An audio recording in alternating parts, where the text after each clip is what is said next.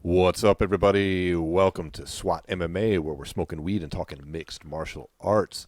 I'm Jarrod. I'm here with Paul. What up? We're coming to you from the fight capital of the world, Las Vegas, Nevada. This is episode 94, and today is going to be a solely UFC-focused show. We are going to take a look at the ramifications across the board from UFC 259. We're going to take a brief look at next week's UFC fight card Vegas. I think it's 21 now, Paul. And we are going to also discuss some rather surprise UFC releases and firings over the past few days. Before we dive deeply into the UFC, grab your weed, fire it up, and let's get into the weed of the week. Smoke weed every day.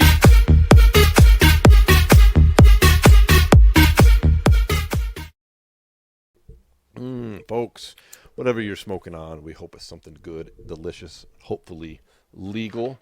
We've had more states join the mix lately.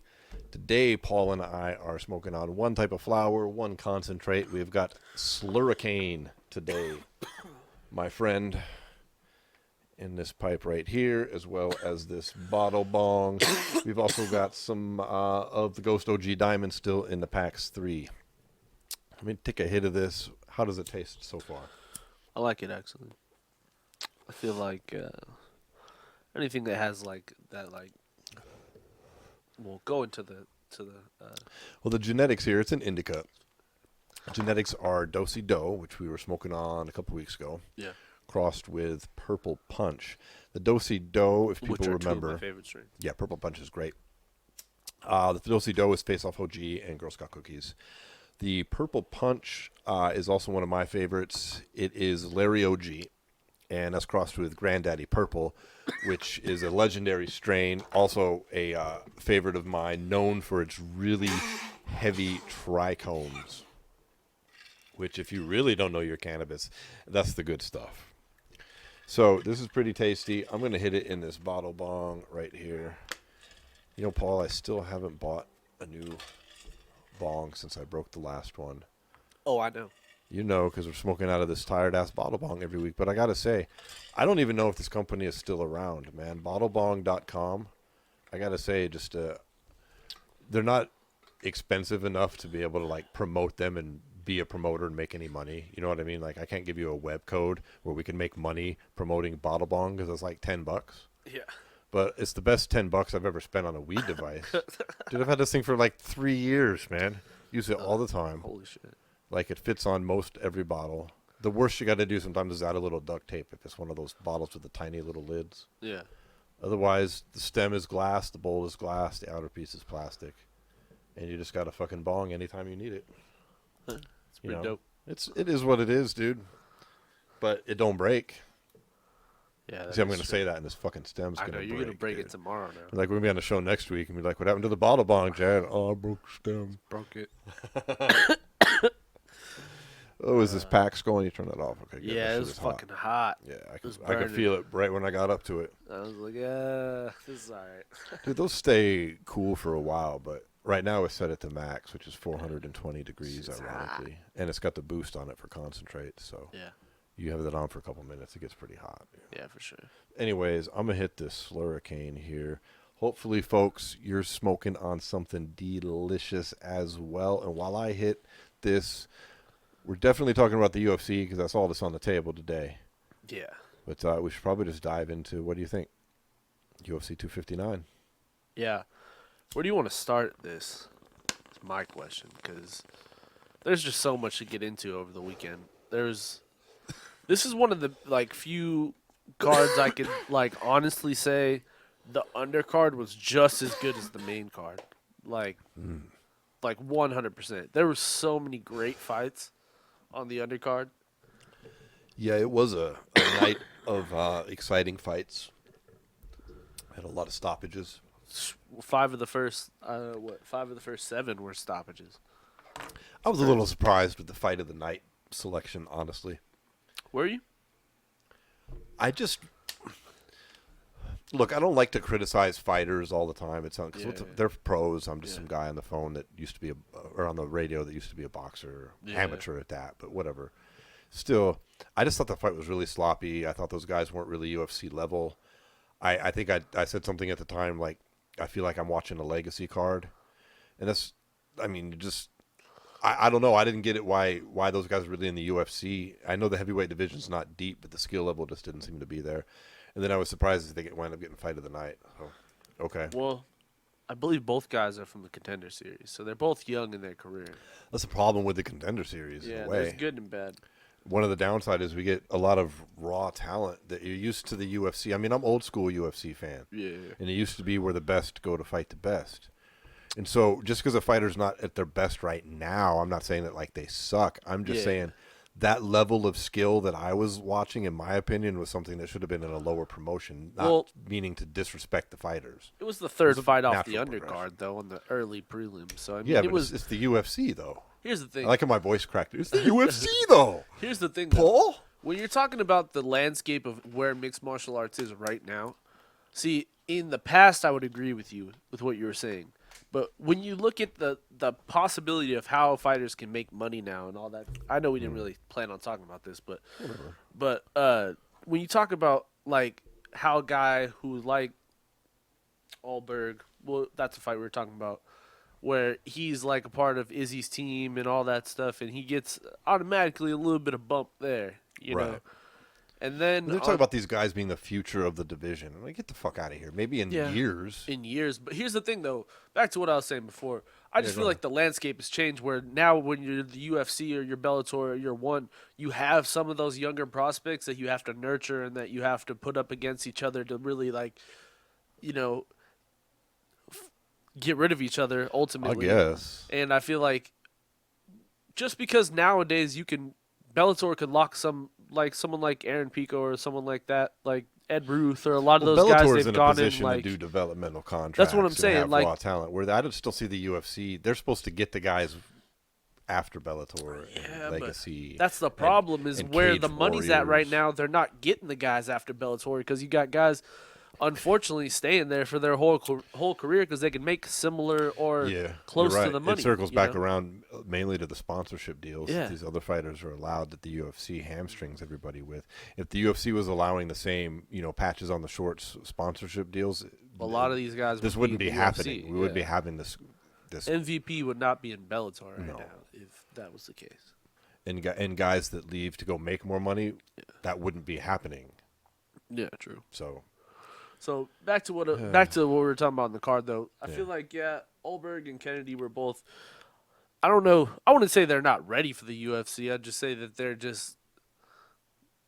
they've got some work to do still. They're raw talent. They're talented though. Like Olberg, if he doesn't punch, I feel like a big part of this was an adrenaline dump. This is the first fight in the UFC. You know what I'm saying? Like he put on. Although he's 5-0. Yeah. Like he had some pretty impressive strikes. Ultimately, I feel like he wasn't very selective with them. Like he was doing a lot of flurries and a lot of, like trying to finish him because and a lot of lack of keeping your hands up and moving your head at the same time. Yeah, exactly. Like he was good in and out, but once he was in the pocket, he wasn't good. Like he was good earlier in the fight where like he was able to get in there, hit him with a combo, pop in and out, and like not get hit. But then in the second round, when he was tired and his hands were down and his feet weren't as fast, is when he ran into trouble. You know what I mean? Yeah, and his hands went down well before he was tired. Like he came out off the cage, at the start of each round with his hands at his chin like he should. But then, I mean, about 1 minute in, they're down at his waist. Well, he fights like a lower level, like not lower level, like a lighter guy. Like he doesn't fight like a light heavyweight. He doesn't fight knowing the power. Yeah, then when he got KO'd, like, he got KO'd because his hands were down while he thought he was being cool, slipping punches. I don't mean to sound disrespectful. No, it's not he's not skilled. It's just these are things that you like your hands dropping those at kind of a minute things into work. the fight is what happens when you're a newbie fighter. Yeah. Well, and also punching yourself out in the first round also happens when you're a newer guy trying to make a statement. And like, don't get me wrong, if he would have put him out we would be talking today like, wow, that was impressive. Not because it was super technical or anything, but he showed a lot of different strikes that we don't see at light heavyweight. You know what I mean? Like, Yeah, I'm not saying they're not potential and they're not both going to evolve and get better. I don't mean to sound disrespectful. I just mean that I would expect that level of skill elsewhere. I see what you're saying.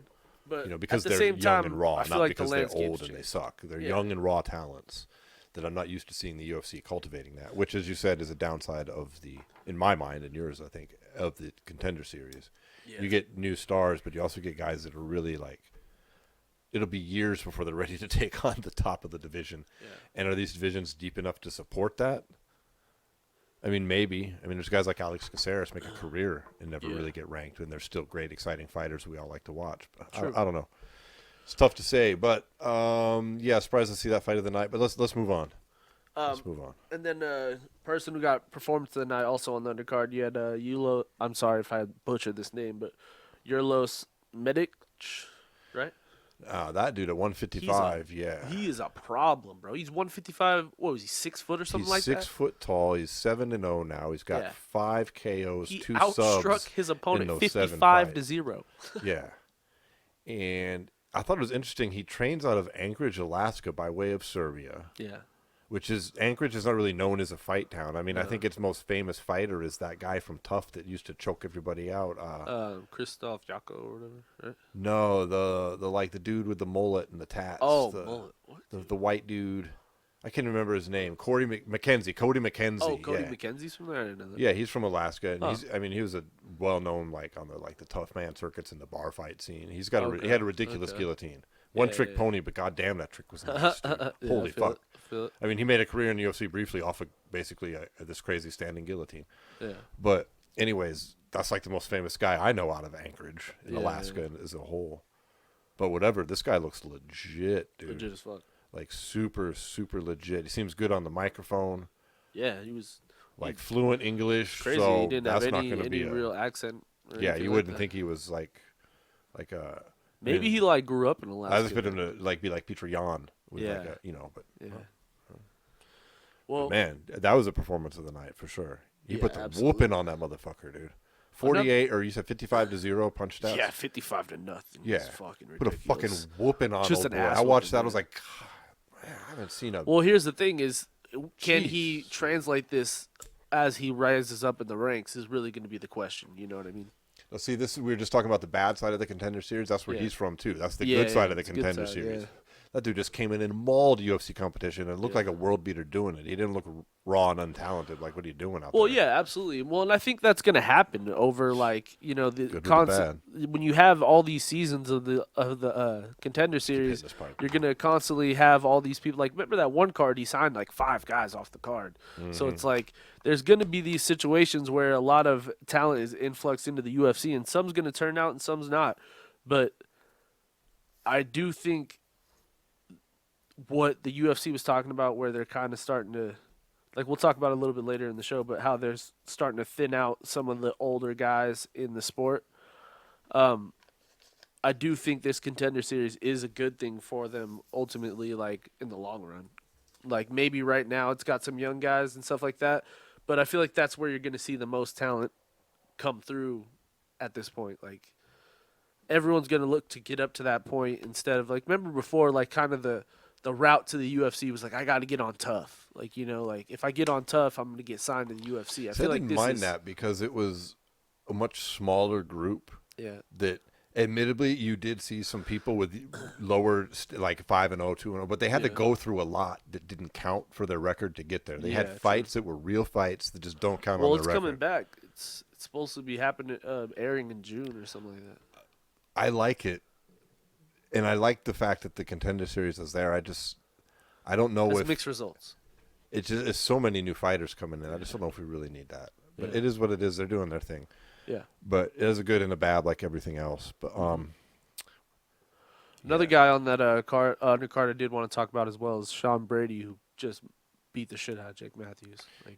He did. It was rough. I thought he subbed him with an arm triangle. Yeah, in round 3 after really dominating. Well, and it was he just, every time he'd get on the feet, the first round, it was okay, Matthews had some solid results when they were fighting on the feet, right? And then he just gets taken down and just has zero answer for him. Like, the dude is just like, when you talk about mauling people, like, he just gave Matthews nowhere to breathe, nowhere to move. Like, there was no hope in getting up ever in those sequences. No, he was on that motherfucker from the start. Yeah. So welterweight, that's a big win, you know. So Jake Matthews is a good fighter. There was a time when he was the quote unquote future of the division. Exactly. You know? And he's still solid. Sean Brady is my person to watch for this year. Sean Brady, your person to watch. He outstruck him, 37-21, gets the sub, 3 minutes, 28 seconds in round 3. Mm-hmm. Very, very good performance.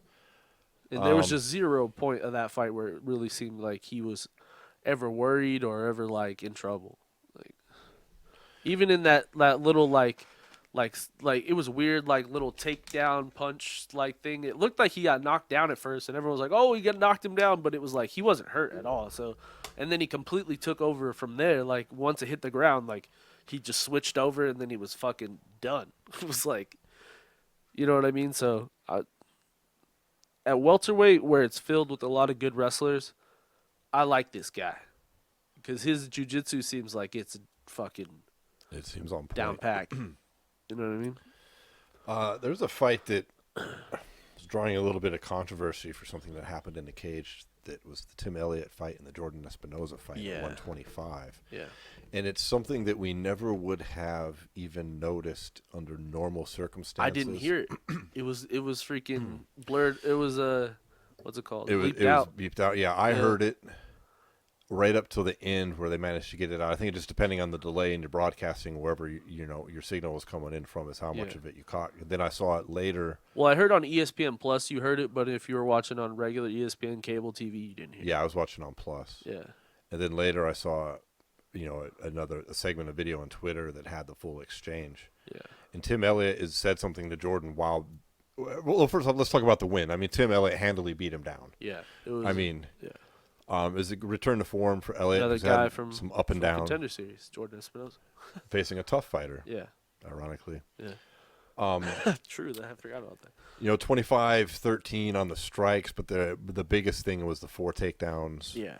By Tim Elliott, where he just mauled him, and he was doing a lot of not dirty things. I don't mean it's not dirty fighting, but I refer to it as nasty fighting. Yeah. Like he was taking his forearm and just grinding it against old boy's face while he was on top. Those strikes don't count, but it matters when you're standing. Like just, dude, it's a tough bone. He's taking the bony part of his forearm and he's putting it on the dude's cheek and then just rubbing it up across his fucking face. Dude, he was like murder choking him too. Like he was like standing up in his guard and he was like murder choking him, trying to punch him, dude. Exactly. Like I was like, he at one point Elliott got a bit of a cut that just bled a lot because it was on the his scalp. Head because he kind of elbowed to the top. Yeah, and so he took his bloody forehead and literally made the drips go into Jordan Espinoza's eyes and then rubbed the bloody part of his forehead all over Espinoza's eyes, all in the top position, which is all perfectly legal, dude. It's a fucking fight, man. Yeah.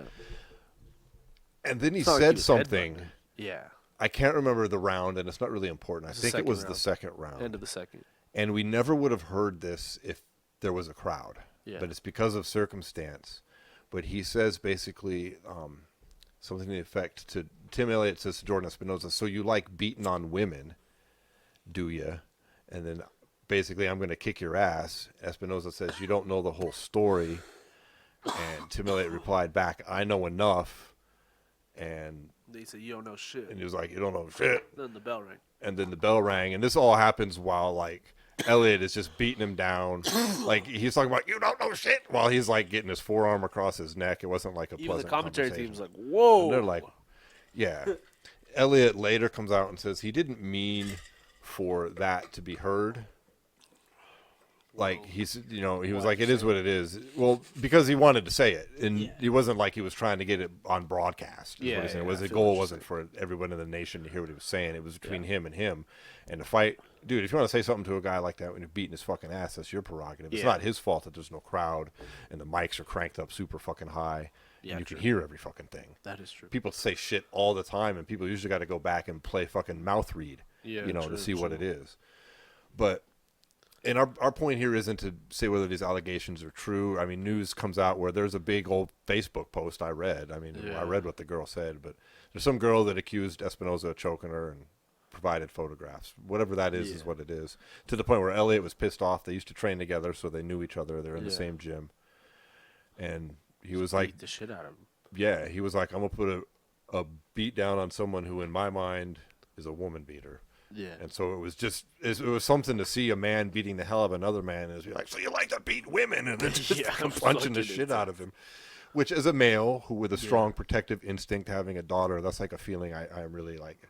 Yeah. If I ever got to, I mean, I don't want to lay guilt as shit I don't know nothing about. But if it's true, well, good job, Tim. Yeah, I feel it. And if it's not true, well, that sucks. We all heard it, and old boy's name got fucked up. Drug in the dirt. Yeah, hopefully. I just gotta say, I mean, usually in a case where a dude's response to a beating allegation is you don't know the whole story is not a good outcome. That's not. That's basically saying, well, I did it, but there was a good reason. You made me do it.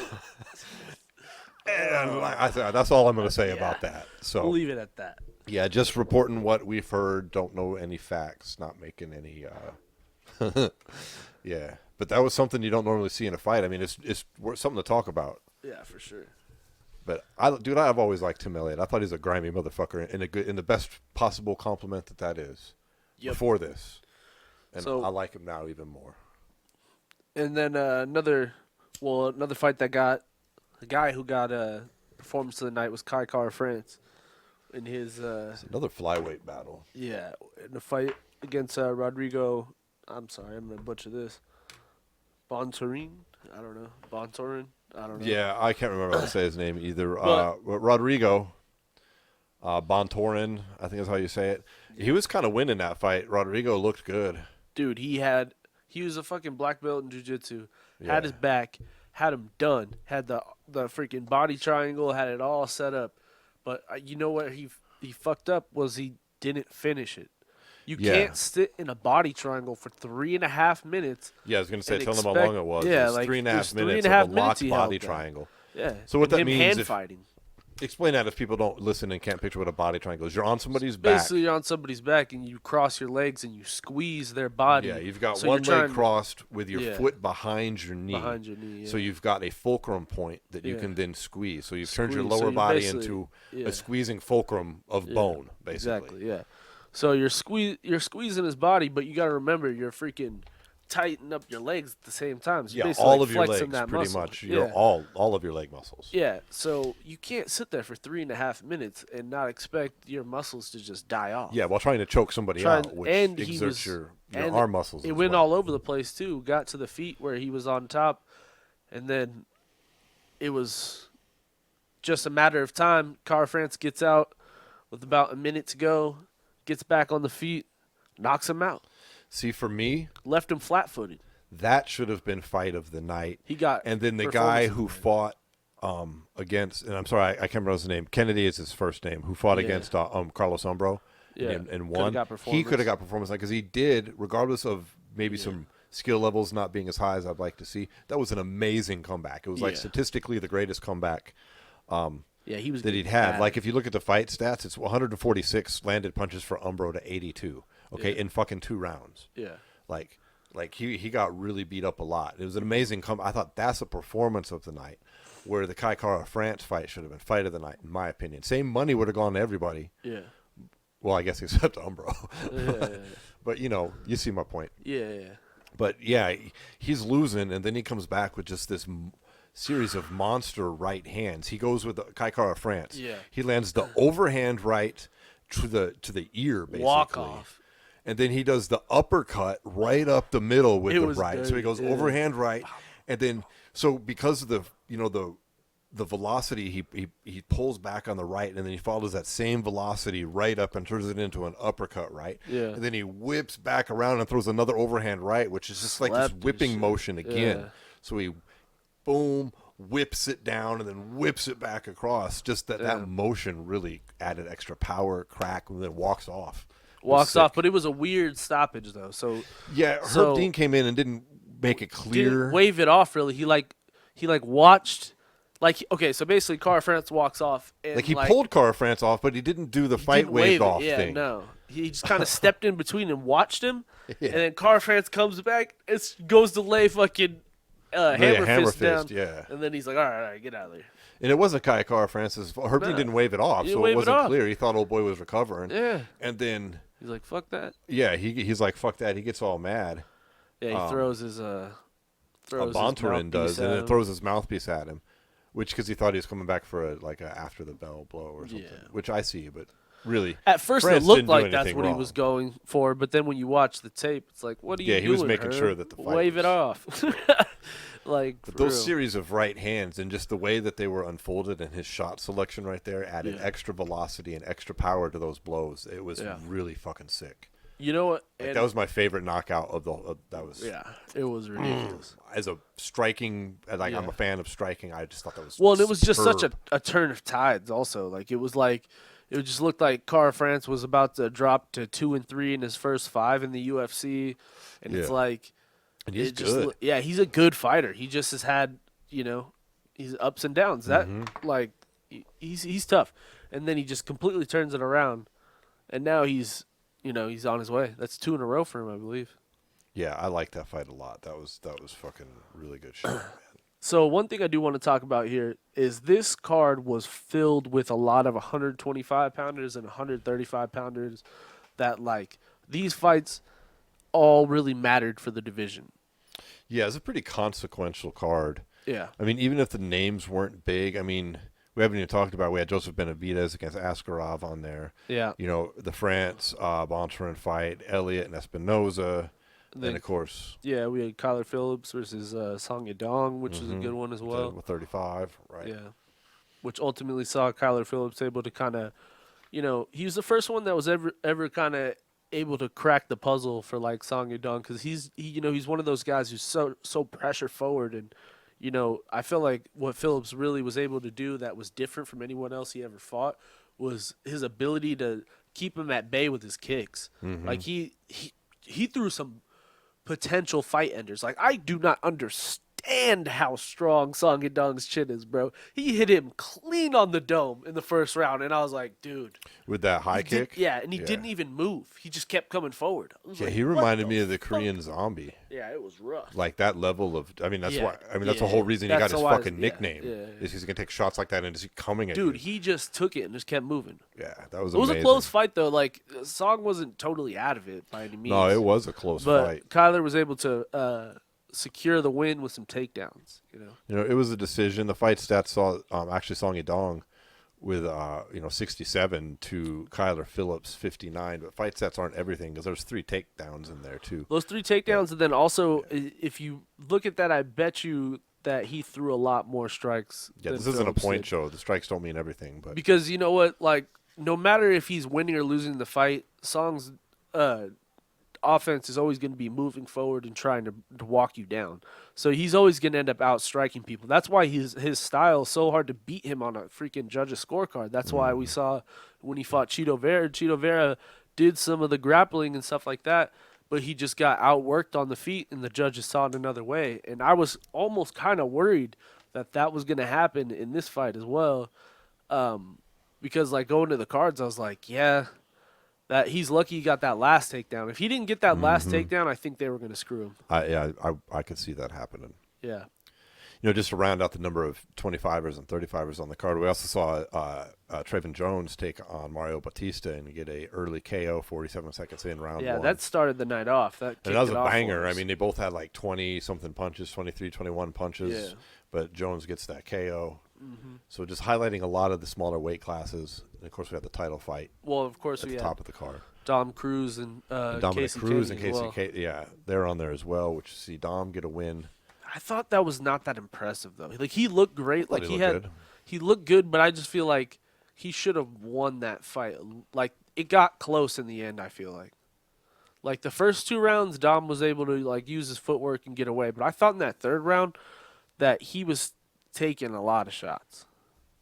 Not to say like he was going to lose the fight or anything. I'm just saying that, like, I didn't like how, like, I feel like he slowed down a bit at the end of the 3rd round. And if he's going to think about, like I've said, I just don't understand. I don't know how serious he is about being a champion Well, again. he gets the decision. I mean, you want to talk about the stats? He had 2-0 on the takedowns, 89-74 Cruz on the fight stats as far as punches overall, That's or pretty strikes close, overall. though. Excuse me. 84 to 79. Yeah, it wasn't a dramatic ass whooping. I thought he clearly won the fight. I thought he looked pretty good. He's never been much of a power puncher. That's you know, true.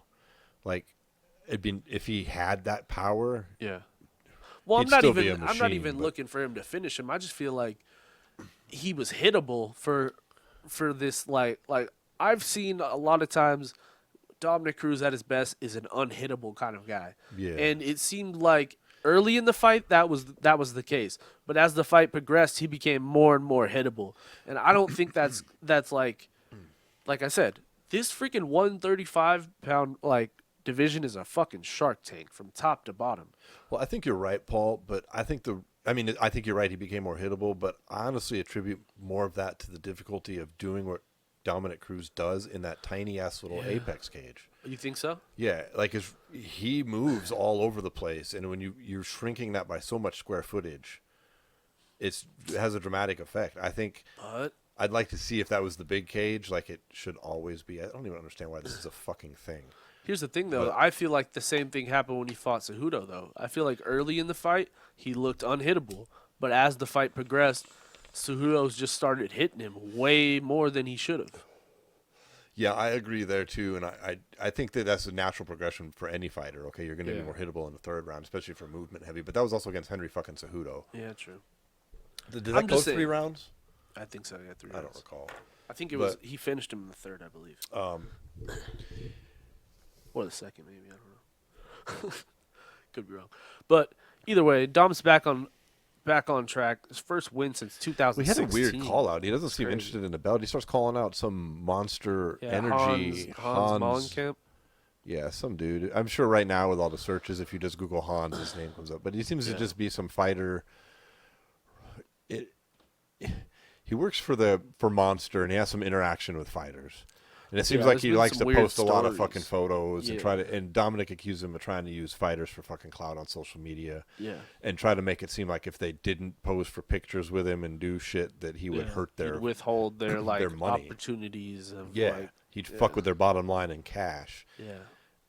in order to gain personal fucking shit. Now I don't know if that's true or not, but it seemed like a lot of fighters had that complaint. Dana To White. the point where fucking Dominic Cruz is calling him out for a charity fight. A dude that Yeah. outweighs him by 100 pounds, but probably don't know shit. He seems to know a little bit about fighting, but he ain't no He Dominic said he's motherfucking had 2 Cruz. MMA fights, I guess. Well, if he was good, he wouldn't be working at Monster Energy. Yeah. I don't know, I'm just saying, he's probably good enough to fuck somebody up in the bar, Yeah. but, that's not Yeah, I mean, it's a weird situation because Weird. like indeed. I wonder. And Dominic Cruz is not a guy who is known for coming out. I mean, he does talk shit in a fight, but he's not really known to be like with citizens and people like in the media. Yeah. Like I've never heard him say anything like that to someone Yeah. that wasn't a fighter who he had signed a dotted line to fight against. So, Yep. I don't know. That was interesting though, but he doesn't seem interested in a belt. Why would you call out some guy you can't even fight for anything other than charity? It's not named Connor, Yeah. right? True. I mean, I don't. It's stupid. I don't really want to see him go up for the belt. I'm not interested in it, man. Dude, like I said, 135 is such a shark tank. I don't want to see how his career ends fighting these guys. Like these guys are animals. yeah, Look at guys like Song Yadong and Kyler Phillips are the like young guys who are not barely even ranked in this division, and those 2 guys are fucking animals. mm-hmm. Fucking animals. Dude, you're so right. I just don't know what to think of his career right now. I just feel like it's coming down to a close. I think this would be This is gonna sound kind of fucked up, but this would kind of be like the perfect way to kind of like drift off into the sunset quietly. You know what I mean? Because Dominic Cruz is the kind of guy I feel like he'll never actually, he'll ever actually like retire. You know what I mean? Like I feel like he's gonna be one of those guys who's like, yeah, I'm not gonna fight for a while. Like, and I feel like he'll fight again when he's like 40 or something like that. You know It's what I mean? so tough He's to one say. of those guys. I don't know what to make of it. I guess I'm a little interested in see what comes next. Well, he has so much shit going on outside the cage as well as like with his doing UFC commentary and stuff like that. That he doesn't really need to fight either. No, maybe so he it's just like, needs to or wants to go out on a win. That's and- what I was yeah. thinking. Maybe he wanted to just right that wrong. He's had such a legendary career and ultimately only lost, 3 or 4 times? He's No, only 3 lost times. 2. No, 3. 3. He lost yeah, 3 to- times. yeah. Yeah, 17 and 3. Total. was, yeah. And it's like, that's nuts. And maybe you just wanted to right that wrong. Yeah, and to the best of the best is who he Yeah, lost to. yeah, Top. exactly. You can't get any more top tier than his losses, really. No. So. No. Yeah. Nothing All left to prove in the champions. game. He's lost. All his losses are in championship fights. I don't want to see him fight, and no disrespect to Kenny, but in case of Kenny, I don't want to see them fighting guys like that for the next couple of years. It's just not necessary. Kenny, on the other side, I feel like his stock rose a little bit from that fight because I feel like Yeah, he he's still got a showed bright that future. he hung with Dominic Cruz. You know what I mean? He's still talented, Dominic Cruz. Yeah, Yeah. absolutely. Ooh, I need to hit this ball Obviously, instead of everyone that wants fight. to win, but you gotta look on the bright side sometimes. Well, let's move up to the main card here, right? I mean, that kind of Yep. covers a lot of the basics on there. Good fights overall. Yeah. I'm still find it tough to be paying $70 for these pay-per-views, but whatever. Yeah, it is what it is.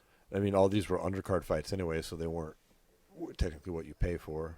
Yeah. And that part, the free fights were great. Yeah. Main card was good too. It's just wow, $70. But Yeah, it's just- okay. Well, I didn't really like the first fight of the card. Let's The just be Islam honest. Makhachev versus Drew Dober fight opened up the card.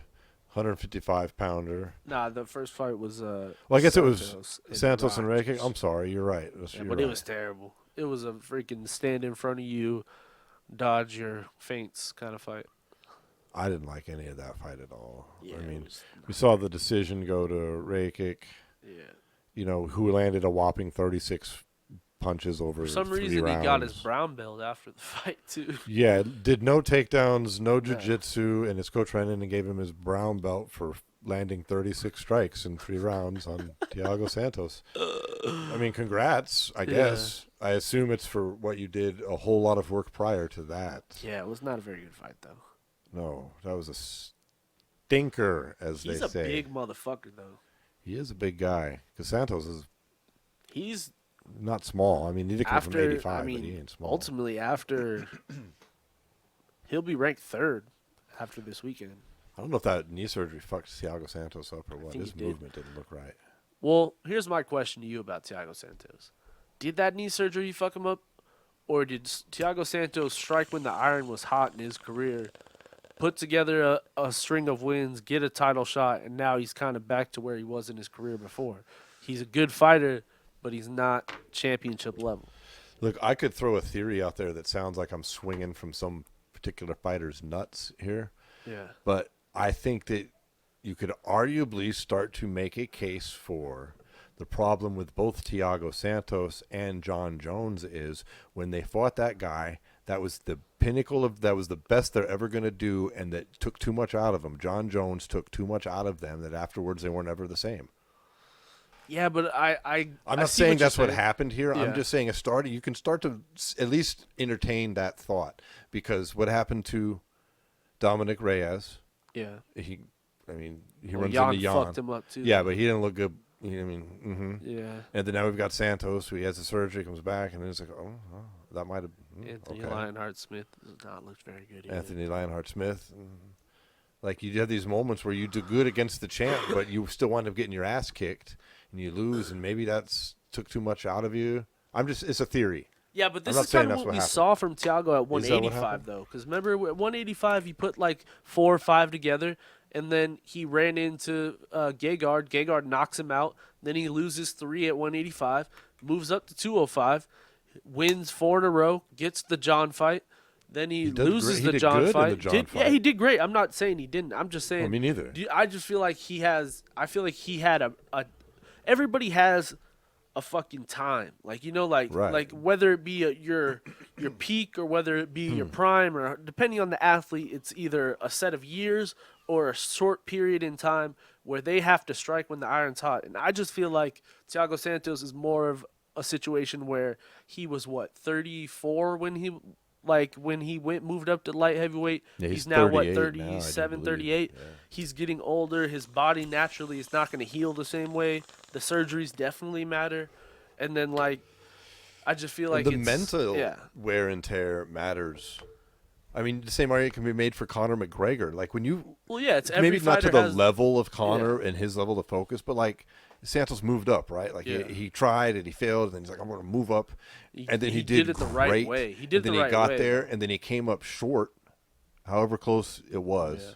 But then that's tough to just be like, well, okay, I'll get there again. Really? Yeah. At 30, will you? I mean, you know you're 38. You know how you feel after a training fucking session. Yep. You know how you just went through these surgeries. I'm not saying it's weak or anything. I'm just saying it's Yeah. a natural thing that happens. It's And freaking Rockets is what, 27 or something? tough to get that 26? drive Like, back the same when you get there and don't quite achieve it. Yeah, I see what you're saying. Yeah, I I agree. mean, I know, dude. I mean, not to that level, but I tasted it a little bit, dude. I fought well, everyone does my in way all the life. way up Yeah. through the Golden Gloves to the fucking title shit, and then I fucking lost in front of like all my friends and family and fucking like 6,000 people. Yeah. And it fucking sucked. It wasn't the end of the world. I mean, it's just Golden Gloves. Yeah. I'm not trying to say I'm like these guys. I'm just saying that I got a little taste of that. Yeah, and that shit sucks. yeah, man. it's Fuck. losing sucks. You know, and I'd lost fights before that, but I'm saying like when you're an amateur, unless you're going to go to the Olympics, the Golden Gloves is pretty. Yeah. It's like if you want to make something of yourself, you need to be winning these Golden Gloves titles. You Yeah, know? yeah. And at the time, it is what it is. And imagine doing that forever because everybody tastes defeat, and you do it over and over, but then you get to the highest point of it all. Mm-hmm. I don't know. That's a tough one to keep It's tough coming back from, especially as you get older. Back you over know, and over. you're not 16 with your whole life in front of you. Yeah. You know, you're 38 and already moved up a class. And has a lot of fights. That's on his what I'm record. saying. Yeah. So, you know. I like Thiago, but I don't know how much longer he's going to be contending for the belt is basically what I'm saying. Me neither. Weird division right now, but we'll see. Jan's fucking going to rule it with an iron fist for a minute. Jan I think. looks So fucking we'll get to ridiculous. fucking Yeah. Jan. Then, Jan, the most underestimated man in the big boys. So, and then moving on, looks like we might have a lightweight contender in Islam Makhachev. His absolute domination of Drew Dober leading to a submission in the third round. I'm sorry, I'm making disgusted noises. Dude, the guy is a hell It's of a just talent, Khabib man. Jr. But I the same reason, like, Khabib's a hell of a guy, too, as far as in that cage. But I can't stand watching that style of fight. Like, he won the fight. He kicked that dude's ass. But this illustrates my point 100%. It was a mauling. There was no question who won that fight, okay? I mean, if you take away the triangle prior, I'm saying prior to that, it was no question who was winning the fight. And yet the fight goes into the third round, and he landed 15 total strikes to Drew Dober's 10.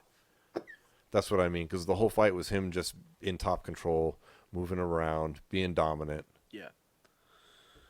Which is a skill that I respect, but as a fan, I don't like watching it, and so I made disgusted noises. Because he looks legit, dude.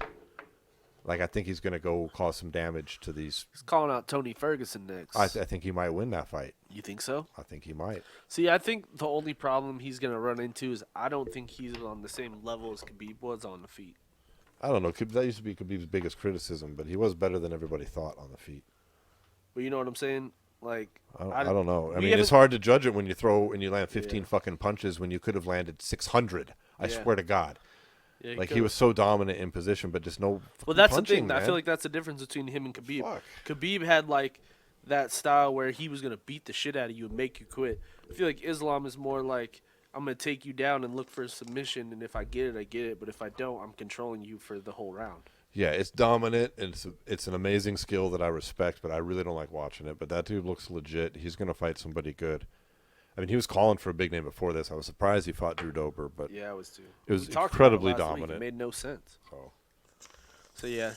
Then moving on to the bantamweight title fight. So I'll a talk lot of controversy. lot of controversy here.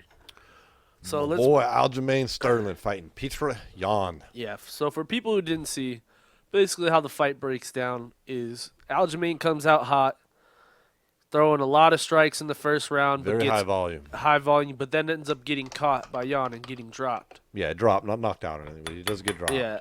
It was dropped, and he wasn't really hurt. He just like got put on his He's gonna ass, put on his butt. popped right back up.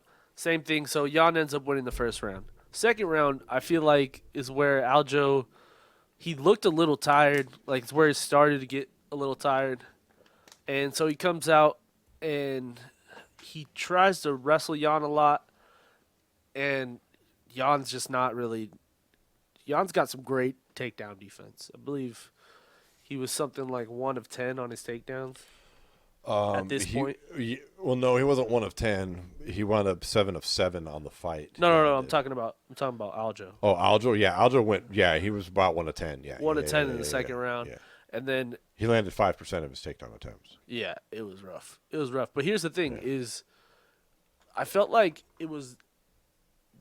Like Aljo was trying to push the pace, thinking that Yan was gonna like go super fast, and like Yan didn't really match that pace. He was more willing to sit there in the pocket, let him go crazy, let him land like close to half his strikes, but weather the storm and try to take him out late. Well, let's give the big picture first, and then let's dive into the details. So we've got, basically to set the scene, we've got Aljamain coming out strong. And then seeming to fade a little bit, but then the controversy happens, which is Aljamain Sterling is a downed fighter. By that we mean he's got one knee on the ground and one knee almost sort of on the ground, I do believe. Was it both on the ground? It was one knee down, and he's kneeling in front of Petr Yan, who, and the referee says he's down, which means you cannot knee somebody to the face. Petr Yan pushes Sterling's head down, touches him with his own head, and then unleashes this monster, completely illegal and 100% intentional, monster fucking knee to Aljamain Sterling's face, who then, to make a long story short, because we'll get into the details in a minute, he ultimately he gets laid the fuck out, he can't continue, and he wins the belt by disqualification. Now, that's the ultimate ending. Let's circle back into, because there's controversy here. All over the place. On both sides. Yes. As far as the statistics up till that point, you had, let's talk about Sterling. He was 1 of 17 on takedown attempts. Okay, 1 of 17. In the fight, In the fight up till then, where Petr Yan was 7 of 7. But now here's the interesting, because people might say, well, wow, look at that. But here's the important part. A takedown really doesn't mean much if you don't have control time. Okay, I'm going to tell you something. So as a wrestler, when I see that shit, this makes me mad. The control time for Petr Yan on those 7 of 7 takedowns over the course of the fight was a grand total of 4 minutes and 12 seconds. For Aljamain Sterling, his control time for the 1 of 17 was 3 minutes and 25 seconds. That's a significant and important takedown. And he had a reversal too. Yeah, versus, you divide 7 into 41. He's down for a little, 10 seconds here, 20 seconds there, and he's popping back up versus minutes of control. Well, I think this is where the knee ended up getting into the fight, because what was happening in the fight was he probably took him down more than 7 times. But what was happening was late in the fight when Aljo was tired, he was doing these trips and he wouldn't finish him. Yeah, so there was a lot of trips in there too. Yeah. And with the strikes, it was 119, 103 for Sterling total. Yeah. So up to that point. I feel like because he was so active, it was almost to a detriment. Yeah, he seems to have had a little bit of an adrenaline dump and too much action is the main criticism he's getting here. Yeah. Petr Yan, he landed some good shots. Becomes the first UFC fighter champion to ever lose his belt for disqualification. Yeah. And there's more controversy here because of the world that we live in. Everybody's going to go voice their opinion and go talk shit on either fighter's Twitter account and etc. And we've got people literally accusing Sterling of acting. I think that there's certain things that are facts here and that everything else is open to interpretation. I think the facts are that was a monster knee. Can we all agree? Yeah. Folks, listen in. It's all over YouTube. It's all over Twitter. Wherever you are, you can Google it. You can see it for yourself. Mm-hmm. It is a ridiculous shot. Yeah. Directly to the head. Yeah. And there's people literally saying Aljamain Sterling is faking the injury and the fact that he can't continue, which I think is ridiculous. Here's what I think people are failing to realize is, yes, the knee is brutally illegal, but it's not the only factor in reasoning why they stopped the fight. They brought a doctor in. It wasn't Aljamain Sterling who said, hey, coach, if I go down, do I win the belt? No, a doctor came in and deemed him unable to continue. Yeah, like compared to the Diego Sanchez situation where he literally asked, If I say I can't continue, do I win? And it was told yes, and then he was like, okay, all right, well, I can't continue. Yeah. And then you can make some criticisms there or not. But Aljamain Sterling was rolling around on the fucking ground in a daze from a monster fucking shot. And here's the thing. I think yes, that shot was monstrous, but he also was completely exhausted. Well, that plays into it. That's too, exactly. though. That's what I'm saying. Like there that's- was other factors that people like they're trying to pretend like those factors mean that he was faking it. No, just because he was completely fatigued, he also got hit with the knee. That means he's compromised. Like an illegal knee. Maybe he was compromised before the illegal knee, but the illegal knee put the cherry on top and ended the fight. Smashing this pipe. You know what I'm saying? Absolutely. Like I don't get the criticism. I think he has done some things afterwards that if you wish to criticize, you can. But to say that he was faking there, I think is absurd. Yeah, it and, makes no and sense. the main thing that they say, they being the internet, seems to be as a rule saying, well, look, he did this interview afterwards and he posted pictures all over. Well, he didn't have an opportunity to continue the fight 20, 30, 40 minutes fucking later, 2 hours later, 6 hours later. He didn't have a chance to. Can you continue the fight right fucking now? Yeah. And yes, the effects are going to be much less minutes and hours later. That doesn't. So yeah. that has anything. It has to do with the right then and the right there. Well, Where he then was they'll- like, how could you say he wasn't compromised? Yeah. That's like saying some Just guy's because fine you're- from a monster nut shot after 10 seconds. We all know you're not. Yeah. You might be tough as fuck. It's the fighting difference anyways. between a TKO and a KO. How many times, similar to earlier, we saw in the earlier card, do you think Carlos Ulberg, you think he's concussed? Probably not. He probably was so tired, he took very small amounts of power to knock him out. Same thing. Aljamain Sterling was completely exhausted. So a knee that is strong is going to knock him out. Well, here's the thing. You know I what I'm think saying? That Like, finishes that's- it. I have the answer to fatigue everybody as who well. says that bullshit. This is the deciding factor as to whether or not he was acting or not. And anybody tell me I'm wrong. It's just occurred to me right here and now. If the knee had been legal, would the referee have ended the fight, Paul? The way Yeah. Sterling got laid out. Was Yeah. that fight over? Yeah. Yes. How could you argue that Yeah. he lands that knee and it's Yeah. legal? If The fight that's a is legal over. knee, if that's a legal knee, that's Right? a knockout. Straight Clearly. up. 100%. Yeah. So if that's a legal knee, if he didn't land it because it's a fucking knockout, then clearly he is too compromised to continue if it was an illegal knee. Yeah, that's true. I agree, 100%. Here's the that's thing that. too. It's 100%. Yeah, you're right. You're right. You are right there because honestly, that's what it came down to. Was the doctor deemed that he was just like he was done. You know, it was over. It doesn't mean that. That's what I'm saying is like people don't understand. Like people recover. Like you know what Right. I'm saying. Like he was. 100%. I think exhaustion had a big part of why he was deemed compromised as well. Makes it easier to get knocked out if you got Yeah. your guard up, let alone if you're just sitting there, Yeah. you know. Either way, they're going to run it back. But here's what I think. So there's been some conflicting reports. There's been reports that Petr Yan was told by his corner that by Khabib Nurmagomedov supposedly said this, who was sitting cage side. He said that he asked his corner when he was standing there, "Can I hit him here?" And they said yes, and then he blasted him. After the fight, Yan comes out and says, "No, I didn't ask them. I did it on my own will." I think he's also, kind of covering for his boys, but at the same time, I think he's manning up for his own actions and not Yeah, that's shifting what I'm blame, saying. which I totally respect because I think that probably did happen and he did do it, but he's just like, no, it's not But at me. the same time, how are you UFC champion and you are questioning the fucking rules?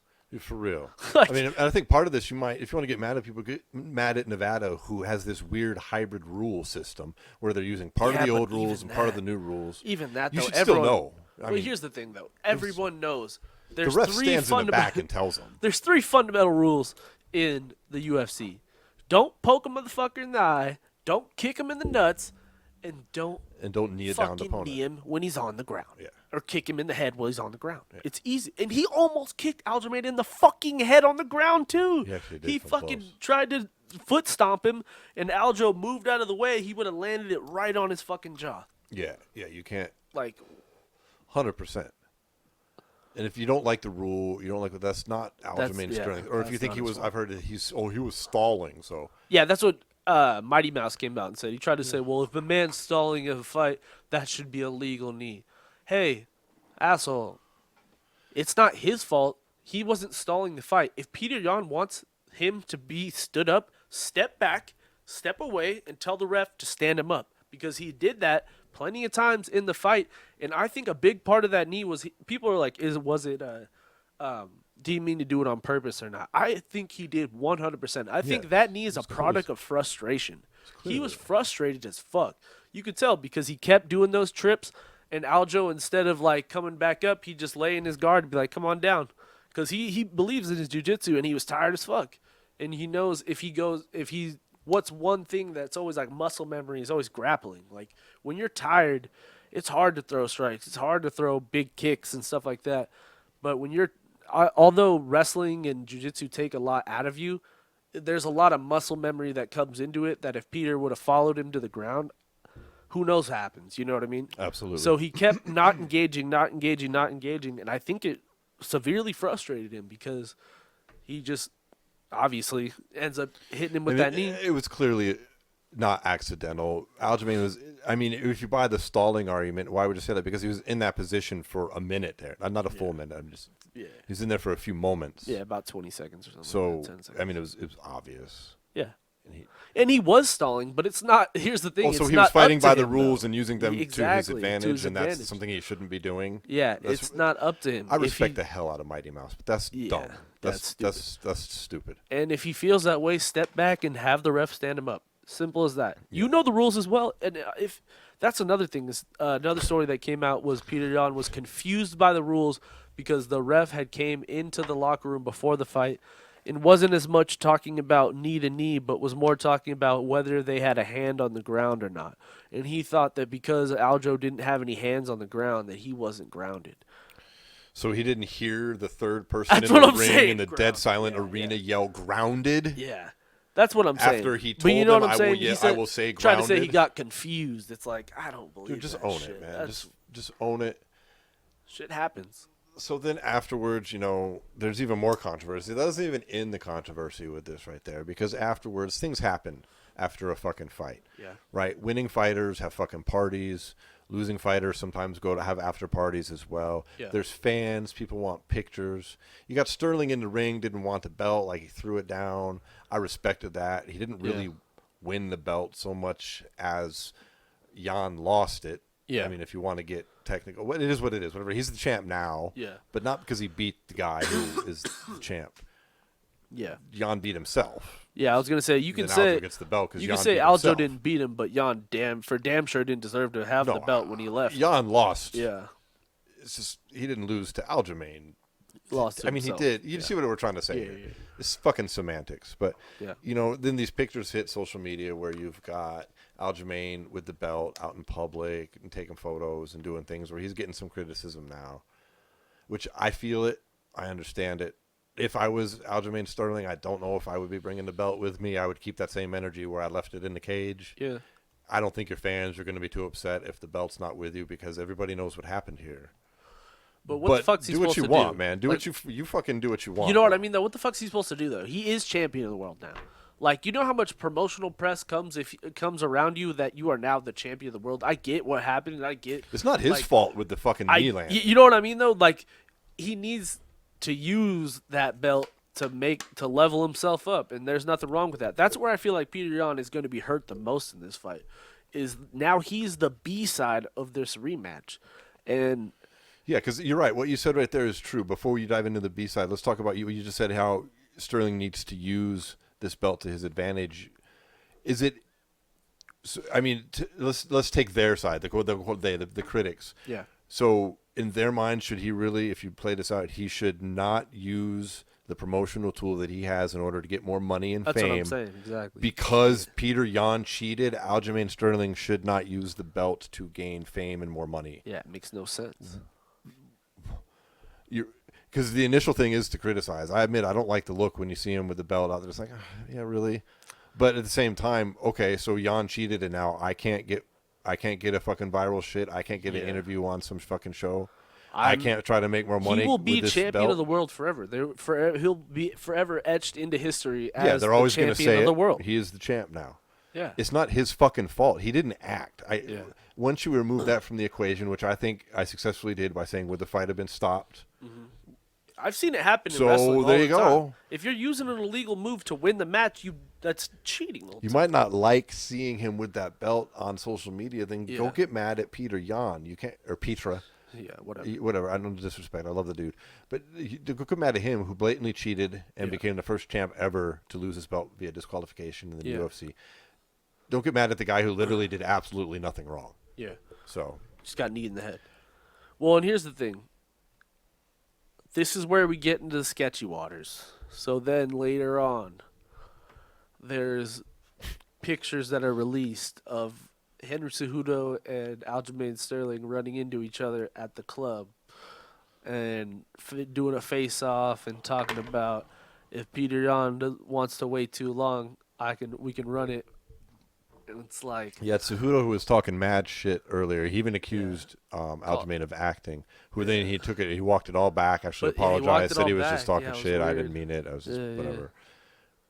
Which is good, because I respect that. I give fucking Cejudo a lot of shit with his antics on social media, but I respect that, dude. It's like I heard Sandhagen say on Joe Rogan. He was talking about, he's like, Cejudo's gotten way better at being cringy, but not ruining his brand. Yeah, like, he's better. He's still cringy now, but he's not saying, like, stupid, egregious shit where people are like, dude, shut the fuck up. Right. You know what I mean? Now he just says corny-ass shit where it's like, I don't think this is anything other than them trying to get some fucking social media bump off of it. Did you see? That's what I think.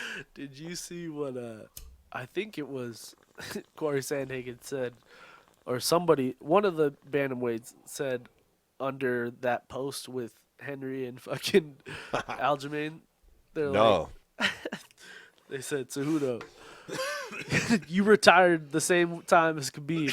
How many interviews has Dana had to ask you to come back? Oh, damn. That's funny. I was like, oh, that's shit. Funny, That's fucked up. You want to hit this ball Any right meetings, I guess, whatever. Yeah, there's no meetings for Cejudo to come back. Double champ. That is funny. Yeah. That's funny because it's true, Paul. That's funny. It's fucked up. Well, obviously the fight to make is the rematch. That's what's going to happen. And I think that, we should move on to the next fight on the card, which was another championship fight. Which bout went as I expected. I think you expected. I think anybody but the biggest Megan Anderson fans around expected, which was a dominant performance by Amanda Nunes defending her title. She won by submission by a super nasty armbar at 212 after landing 18-2 on the punches. Yep. Not only was it an armbar, but she had one of those aforementioned triangles. We were talking about those body locks. Inverted triangle. She had a body lock, but it was not down around the waist like in the prior fight, the the Cara France fight we were talking about. Yeah. This was up underneath Megan's armpits, basically, and wrapped right around her lungs. It was nasty. And then she armbarred her after that. Yeah. Those big long arms of Megan's. It was short work for the champ, who looked just devastatingly And now they're talking about turning it around 2 months from now and fighting Juliana Pena for the 135. Yeah, she could do that. And she wants to do it. She's the one who Dana said after in the post-fight that he came over to her, talked to her about it. She said she's down. Do it. 2 months. I'm on board. Pena's tough. I don't think she's tough enough to beat Nunes. Well, she lost the Holly fight, which was going to be was going to be the title eliminator. Yeah. Which who would have wanted to see Amanda Holly too? Oh Jesus! I mean, I love Holly Holm. I don't want to see her fight Amanda Nunes again at all. Yeah. So I'm behind. I didn't know that. That's brand new information to me. Yeah, I'm down for the Pena fight though. I like it. I like Pena. She's tough, dude. I'll give her that, dude. Juliana Pena is tough as nails. She's from tough too. She's like the Ronda Rousey season. Yeah, she won that shit, didn't she? I'm pretty sure. I think she did. I don't care for her microphone personality so much. Yeah, she's a little cringy too. But whatever, she backs it up, dude. Yeah, she's very tough. So I like that fight for Amanda, who just cemented her position. Megan's a former Invicta champ.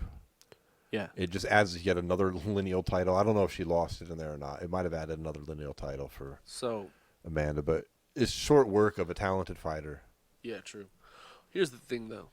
So now, after the fight, Dana's asked, what is really the future of 145? You have Felicia Spencer coming up to fight. That's like the only fight that you have scheduled for the 145-pound class. Like, is that the end of this division? And he more or less said that he will keep this division open as long as Amanda wants to fight in it. It doesn't cost him anything. They don't even put rankings up. There's zero promotion needed because they don't need to talk about it ever.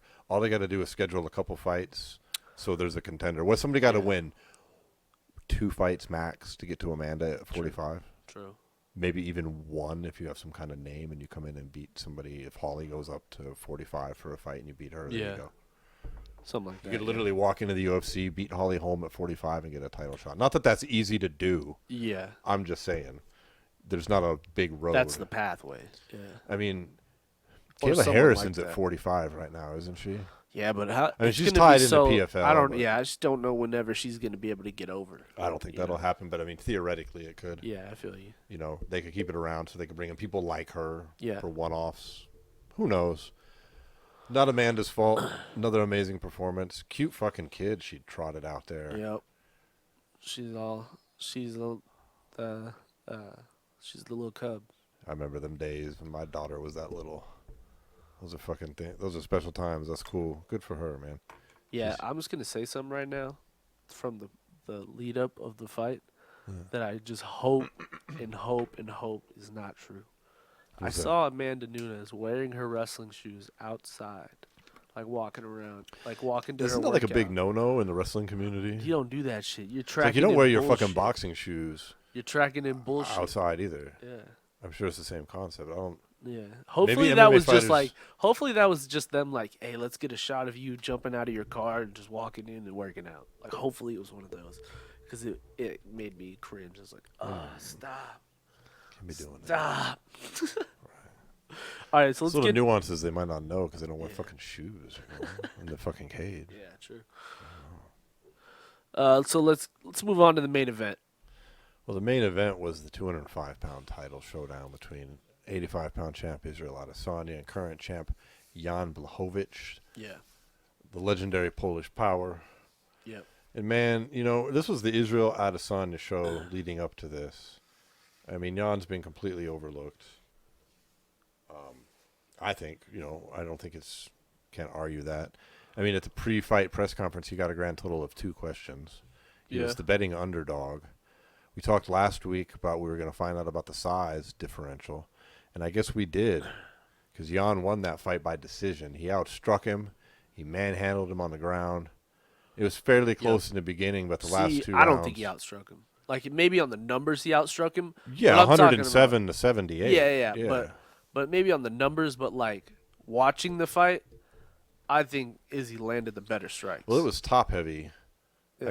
I mean, I don't by top heavy. I mean, like in the early rounds, Izzy Yeah, was. yeah. If you looked at the numbers, it was a round by tale. round. Yeah, it was a tale of two freaking complete different fights. Like, if the first 3 rounds was one fight, and then the championship rounds was all Jan. Like, the first 3 rounds is where this fight had to be scored. The 4 and 5 were no doubt Jan won those rounds. Yeah, I But thought it Jan all took comes one down of to the how first you 3 scored. rounds. Yeah, it all comes down to how you scored the first 3 rounds. Yeah, Israel And had they all 2, were very close. But I don't think it was a controversial decision, I don't like think it the was outcome. But I think the scoring numbers scoring were a was little fucking fucking stupid. silly, but it didn't affect the outcome Yeah. that it was supposed to have happened.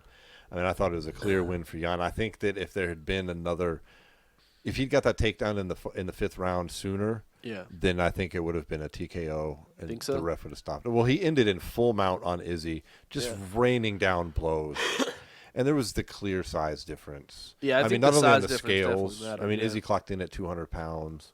Jan was at 205, obviously, but Jan was a good 225. He said afterwards, 230.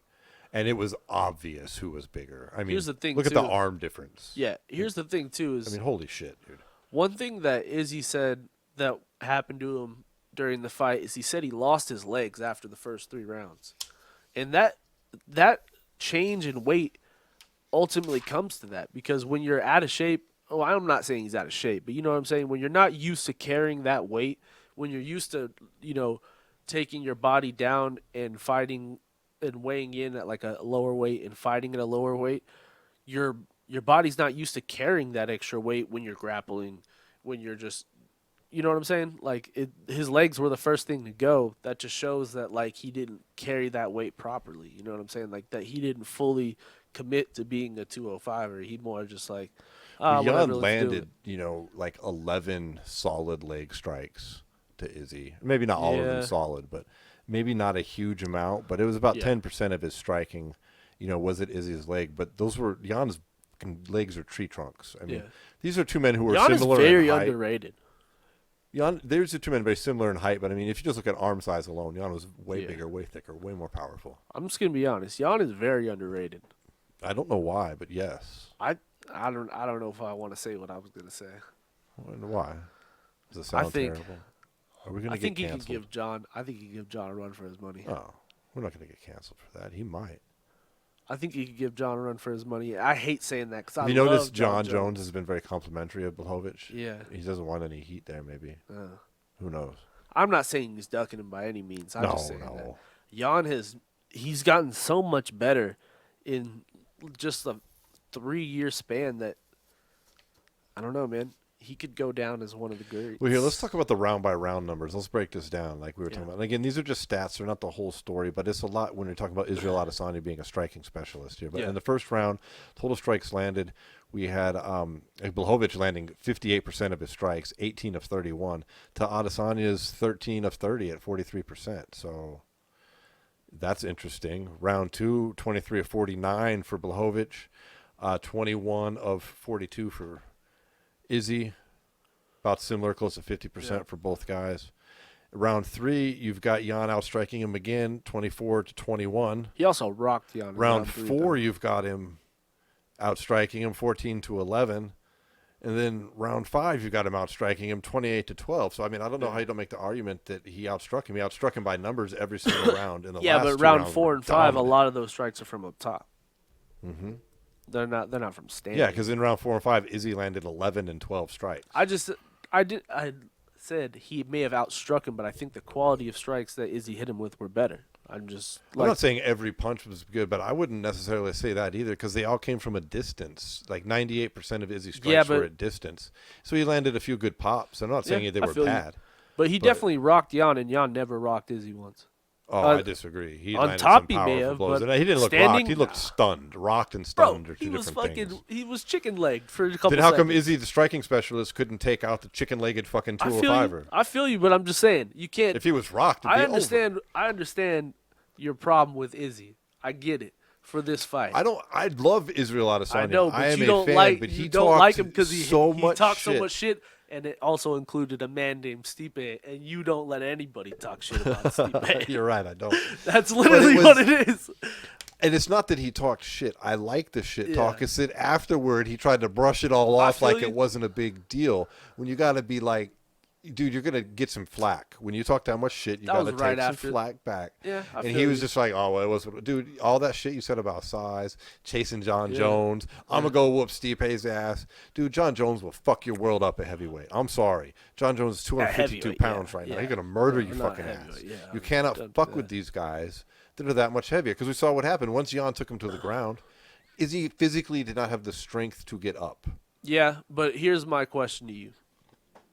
That fight wasn't so far gone that if Izzy completely committed his body to becoming a 205er, that he was so technically outmatched that if they ever ran this back in the future, that he couldn't beat Jan. Well, I would hope not, because he was undefeated and supposedly one of the very best mixed martial artists on the planet. Not just in the UFC, because he's Israel Adesanya. I mean, he has 100 fucking MMA fights. Yeah, like not. Oh, you mean kickboxing? I mean fights total, combat sports you. fights. Yeah, you know what I mean. Like he had 86 in kickboxing plus his losses, plus 20 in MMA and like 9 boxing. I mean, incredibly fucking decorated guy. I would hope that if he'd sized up, he should, because size matters. Yeah, and I think that's what it boiled down to. And I just find it so annoying because not only did he say I'm not going to gain weight, he went on to literally like ridicule others who thought that size mattered. Like he's like, no, that's stupid. And John, and he specifically said, I know he's looking for heat and traction here, but he's like, John Jones is an idiot for putting on weight to go to heavyweight. And I thought that was do you not understand the dynamics of these bigger guys? This ain't kickboxing, bro. Yeah, I fought at heavyweight at kickboxing. It's impressive. And? Yeah, well, here's the thing. They don't pick you up and throw you down and sit on you. So what? Yeah. Well, he had never experienced that before. I feel like now he has never been taken down even. Yeah, now he's like, oh, yeah, I'm the king of 85. I'm going to go rule my roost. Yeah, you should. And that's fine. There's nothing wrong with that. Yeah. But all your shit was fucking dumb, and you just got proven completely and 100% wrong. Because a guy you might be more skilled than just beat you up, outstruck you every round, took you down, and would have fucking TKO'd you if there'd been another minute in that fight. That doesn't mean he sucks. Doesn't mean he's in it. But, dude, there's weight divisions for a reason. Well, I would compare this fight similar to that Dustin Poirier Max Holloway fight. Yep, Because I agree. Like it all came down to the size. Like Max just wasn't like on that same level. Like I feel like if Max was the same size as Dustin, like Be different. physically, yes. it would be. A I feel much the same different thing fight. with this. If he was a real 205er, he probably would win that fight. Yeah, It's different. That's all I'm different. saying here. Yeah. And if he hadn't made such The weight- a point of saying no, it doesn't matter, I wouldn't be so. You can't just brush this off, motherfucker. Yeah. You need to eat a little bit of shit here. but one person who can't say shit is Paulo Costa. I didn't like that. Paul Costa trying I was to like, chime Paulo in Costa, on it. Don't know shut nothing. the fuck up, Go dude. drink your fucking wine, bro. Yeah. Fucking pansy.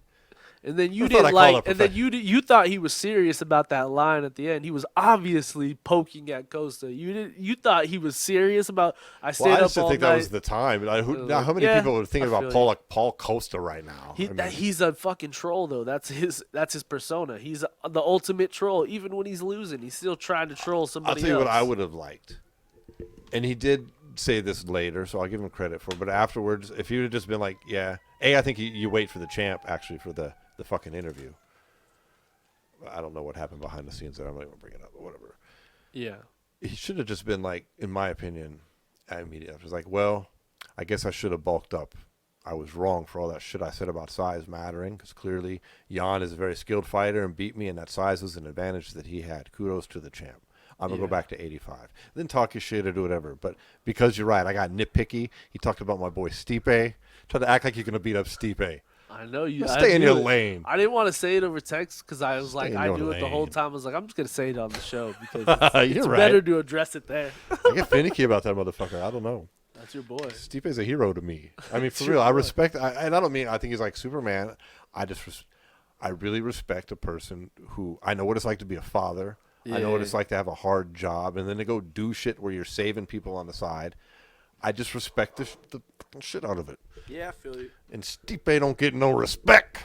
Yeah, I feel you. But anyways, you're right. That's funny. I hadn't thought about that. But you're right.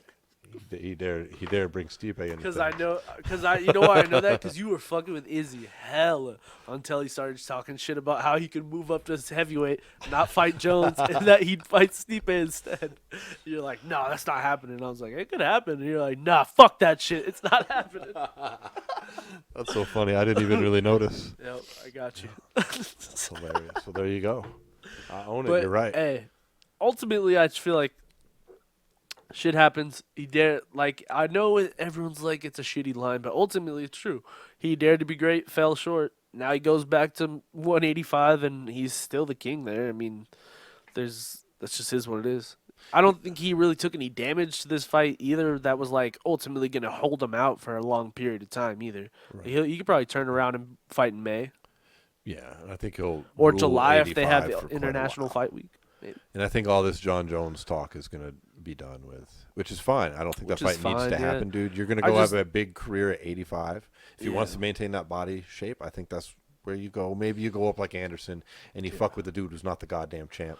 Well, Whatever, this like- is what happened with like the Anderson fight did, too. you It know. all fell apart as well. He was supposed to fight Anderson, and then Anderson Well, lost. no, I mean, to like Anderson Weidman. would bop up to 205 and fight like guys Yeah. that, he fought Stephan Bonner. I mean, no Yeah. disrespect, but he fought Forrest when Forrest was way in the downside of his career. Yeah. He wasn't fighting the current champion. Yeah, I feel you. You want to pop up and do that shit and stay at the same weight, you might be able to pull that off. Yeah, But Yan is the champ for a reason. He's not getting the respect he deserved before then. The guy he's the fucking champ. He just beat Israel Adesanya. yep. And now He he's got knocked out Glover Dominic next. Reyes, who everybody thought was the people's champ because he Yep. technically beat John Jones. Mm-hmm. He fucking slept Luke Rockhold. I mean, Slept him too, like slept yeah. his ass. like let's start talking about that dude. Let's make it the Yan show here at 205. Yeah, Israel true. can go back and make it the Izzy show at 85. True. And let's start celebrating this guy who seems to be like a really good dude. Yeah, he's dope. Seems like a family-oriented guy. Yep. He just goes out there and he's very skillful, man. Police power. The Polish power, yes. I don't know. That's probably not Polish. Yeah. It's Russian. Whatever. He's a fucking solid performance. You're right. Israel tried for greatness, whatever. That's what he keeps saying. That's good. I guess that chaps my ass a little bit because I feel like Conor didn't get that shine. Like he tried for greatness against Floyd, and the majority of people wanted to say Floyd carried him for 10 rounds. That's what it was. Yeah. Oh, okay. Well, Yan just carried Israel Adesanya for fucking the 5 rounds because he wanted to make it an exciting performance. Like, here's the thing: is I don't understand why people compare them so much. But they're both represented by the same people, so they're both being promoted exactly the same. Well, that's probably why. You know what I'm saying? Well, this was the Izzy show. I mean, if Hetty won here and been a champ, I mean, it would have been a glorious moment for sure. I'm sure Dana had a plan. Oh yeah, no. I don't think Dana had much plans for Yan winning here. No. Well, actually, he did. Just fight Glover. Oh yeah, Glover's waiting, but it's not the fan. But if Izzy won, he's not fighting Glover. he's fighting John. I compare it to if Yan wins, he's going to fight Glover next. If Izzy wins, trumpets would have been sounding, confetti fucking falling, theoretically. Well, that's kind of what they did when Conor won the double champ. Remember, it was the first time they had the one person press conference after he was by himself and shit. So stupid. They didn't even have his belt for him. No. So yeah, I mean, shit happens. Good for Izzy. Go back to the shed. Go back in your lane. Yeah. Stop on John Jones, and let's see you defend that title fucking Anderson Silva. Rattle off your 16 in the division. Yep. Shit like that. He's just like John now. He's 20-1. And let's see Yan get out here and fucking do something good. Yeah, Jan's looking fucking good, dude. He looks ridiculous. I think he'll take out Glover, personally. Yeah, I do too. I don't really see anybody who's gonna fuck with him. I think he'll take out Rakic too. John Jones seems to like. I mentioned it briefly earlier, but I mean he gives respect to Blachowicz. Yeah.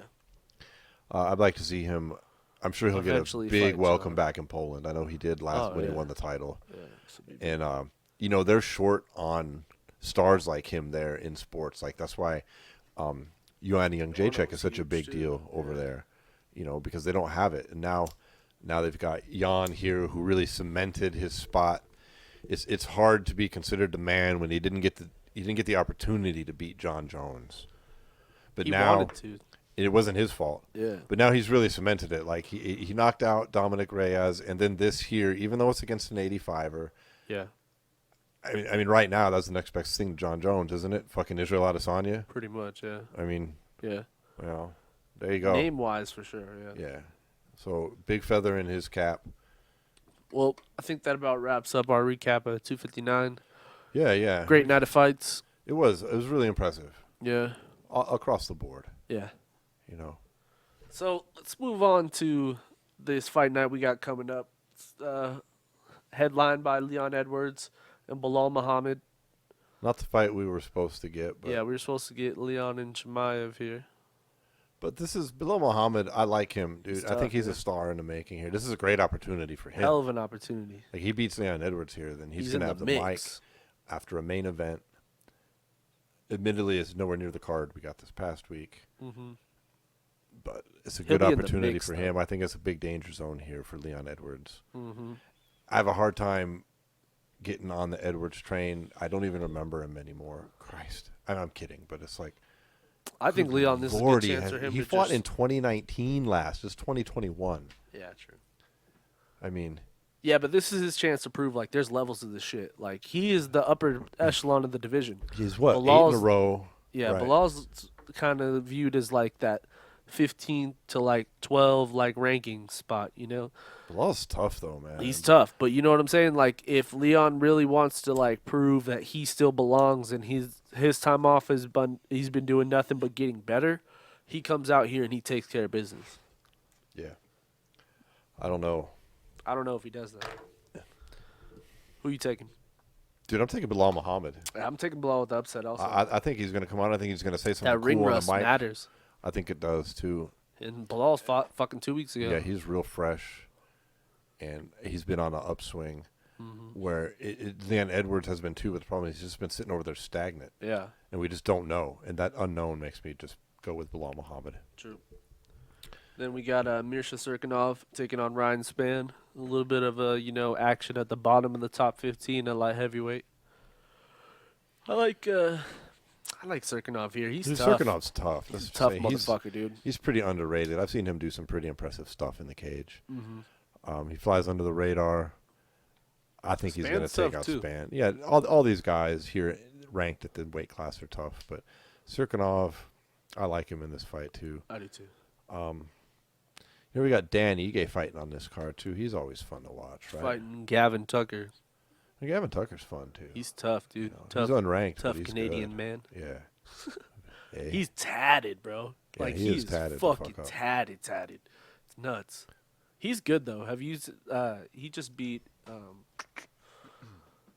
I think. Shit. Now I'm gonna forget. Of course. I didn't get his information. I would look it up, but he's a good fighter. Yeah. That's what I say. He's a good fighter. I don't know anything about his stats. Dan Ige, he's a fucking. Dan Ige is real entertaining. He's a I like savage. him, dude. But it's just because there's Dan Ige's ranked number 9. Tucker's not ranked. That doesn't mean anything. Tucker's a tough out. Dan Ige's gonna have his hands full here. Yeah, he's coming off that loss shit. to Calvin Cater still, so he's Yeah. got to make a statement as well. Good luck. I'm gonna go with the underdog here too. Yeah, I'm going Tucker. I like Tucker in this fight as well.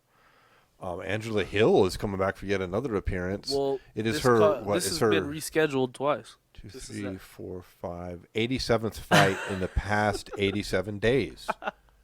It's a new record in all of sports. No, I'm kidding, but obviously she is very, very, very active. Like she is now turning into the Donald Cerrone of the women's divisions.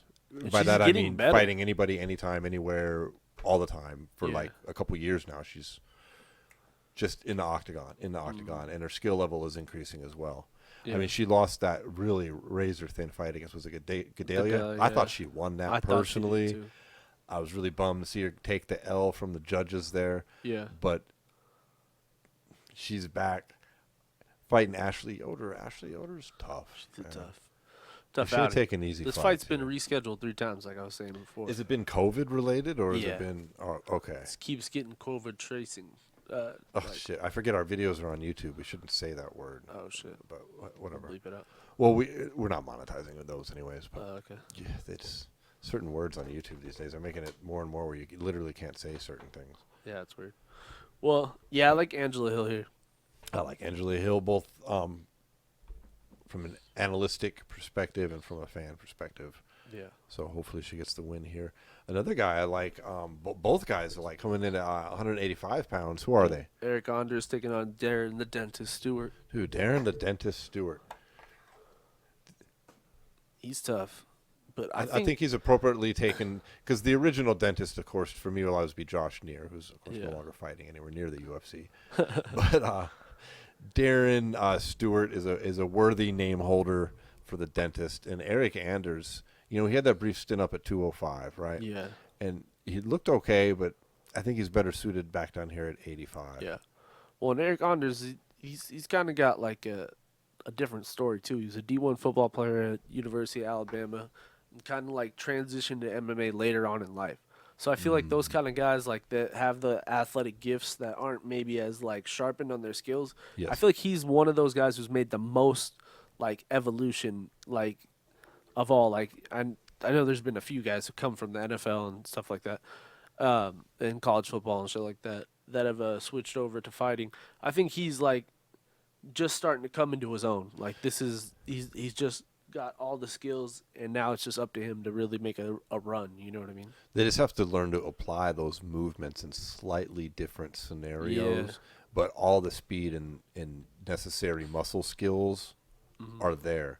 I think football players have a tremendous advantage coming in if they can learn basics. It doesn't have to be heavyweights, like just because of their power. It can be these smaller guys too. Yeah. And yeah, I like him to win here. Yeah. I like also, Eric I'm a Anders. fan of his.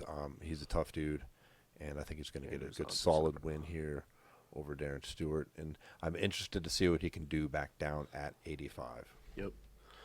Well, now we got some unfortunate news. Yeah, that rounds out the fight. The fights themselves coming up for the most part. But we had some retirements and firings, as I mentioned, at the top of the show here. Who was it, Paul? Well, I wasn't really retiring. So they kind of not forced retiring. that. I mean, I'm sorry. They were I shouldn't cut. have said retiring. I meant they're releasing. So releasing Junior and Dos Santos and Alice Overeem have both been cut by the UFC. which is, for me, it's surprising and not surprising at the same Yeah. time. Well, me as well. Like, Because these are guys with a lot of star power behind their names. yeah.